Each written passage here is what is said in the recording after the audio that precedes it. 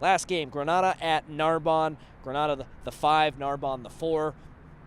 I don't know if you saw the article in the LA Times, but Granada has been using software to determine playing time. If you score a bucket, you get +1. If you do a turnover, you get -1. And it all goes into this formula, and that's how playing time works for them. And it's worked this season.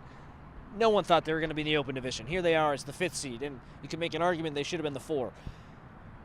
Great season for them, but I think it ends against Narbonne, and it's just because of there's a talent gap. You can have a great coach, and you can do this system, and it can work really well for you, but at the end of the day, in the playoffs, you need to have talent, and I don't think Granada has anyone who can stack up against Jordan Griffin, Kendall Fry, and Malik Muhammad, the big man for Narbonne.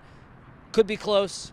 I don't think it's going to be a blowout, but Narbonne's just too talented. Those 3 players are really, really good, and I think they're the difference.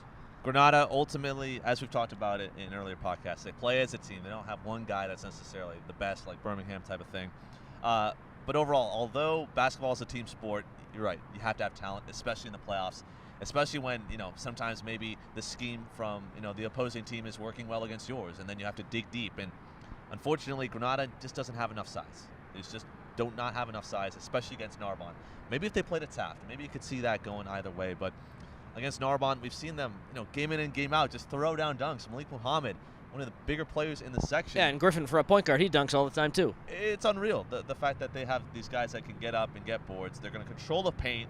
The key, though, for Granada, if they're going to try and even keep this one close, is that three-point line. See how the Narbonne guards play.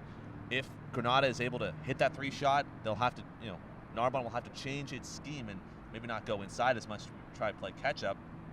Who knows? I think it'll be a battle of defenses for sure. And I don't want to sell guys like Luke Alviar short, who's like a jack-of-all-trades, great player for Granada Hills.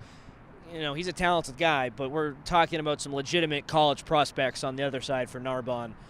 So I see it a little bit differently in the fact that just, Narbonne, it's a talent gap. And that's what we've talked about. That's why we both feel that way. So the one difference for the picks, Keith has Crenshaw, I have Taft. That game will go either way. I will be there, so I'm excited to check that one out. But besides that, we're both taking Westchester, Fairfax, and Narbonne. Any final thoughts, Keith, as we head into the playoffs? Should be an exciting playoffs. As I said, D4, D5, maybe even D3. We could be seeing some upsets. But I'm just overall very excited to see, because this is the time. This is the time when the guys who made the Open Division, those lower seeds really prove themselves, say, this is where we're supposed to be. They'll be playing against top talent. Looking out for that Crenshaw-Taft game. That'll be probably one of the best early games, but I'm ready to see some upsets. Maybe Birmingham shows that they're legit. Who knows? That's the magic of high school basketball. This has been the Week 1 SCPI Boys Basketball Playoff Podcast brought to you by Jersey Mike's. Keith DeMolder, Connor Morissette. We'll break down the craziness that is City Section basketball playoffs next week. Who won, who lost, why, how. We'll break it all down for you next week. See you next time.